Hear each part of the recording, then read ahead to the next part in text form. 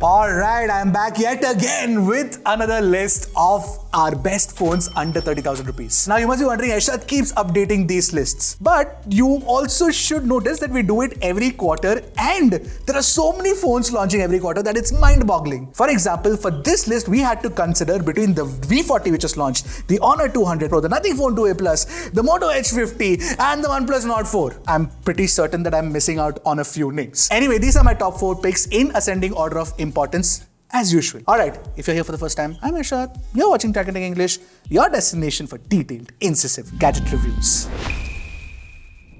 So the first phone in my list is the Poco F6. Technically, the fourth pick. The Poco F6 is clearly aimed at gamers. Snapdragon 8s Gen 3 for under 30,000. Literally no other brand has done it till now. The performance is fantastic, gaming is really good, it doesn't heat up too much either, but it's kind of like a one-trick pony because there are other aspects of this that really don't sit well with me. For example, the battery life could have been better. The software experience is riddled with bloatwares, of course. And finally, the camera, well, less we speak about it, the better. The next phone in my recommendation is the newly launched OnePlus Nord 4. The Nord 4 changed things around in this price category by reintroducing metal. Yeah, I love metal. Who loves metal? Let me know in the comments below. And while you're on the way to the comments, hit the subscribe button as well. We're trying to hit 1 million really soon, but I don't think it's going to happen really soon. I have to be pragmatic about it. Of course, it's got metal design, but more importantly, it's got the Snapdragon 7 Plus Gen 3, which is a very powerful processor. And you also get a 5500 mAh battery, so the battery life is incredible. Couple that with 100 watt fast charging speeds, battery and battery charging is sorted. The best battery life under 30,000 right now has to be the OnePlus Nord 4.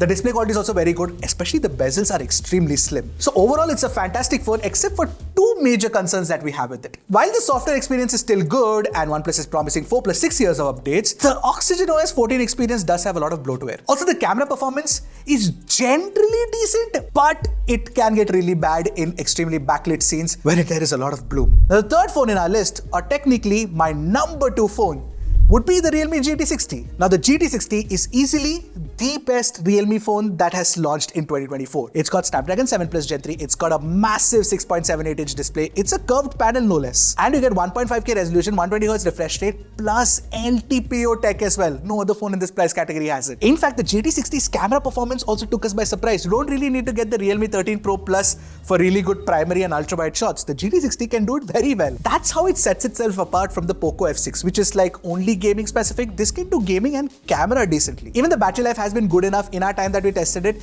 The only concern that we have with the phone is the software experience. Yes, the bloatware has reduced, but it's still there. And you've got the glance integration and all of those issues as well. But apart from that, solid phone and easy recommendation. For 3 consecutive quarters, my best phone under 30,000 still remains the Motorola Edge 50 Pro. And the reason is very simple. It just gives you a lot of premium features and it's a very well-rounded phone. It might feel like I'm playing the tape recorder over and over again, but it's just what it is. You get IP68 rating, wireless charging, you get NFC, you get USB 3.1, you get a 3x optical zoom camera, you get Pantone validation, the display is fantastic. I mean, most of the stuff about this is generally pretty good. Plus, you also get that 125 watt fast charging support as well. Fastest charging phone in this price category, no less. The camera performance is also extremely good, and in general, the Snapdragon 7 Gen 3 is also okay, not too bad. The only concern is that the software updates haven't been reaching this phone on time, and of course it did get a lot of security updates on time. Also, LPDDR4X RAM type and UFS 2.2 might not be the best in this price range.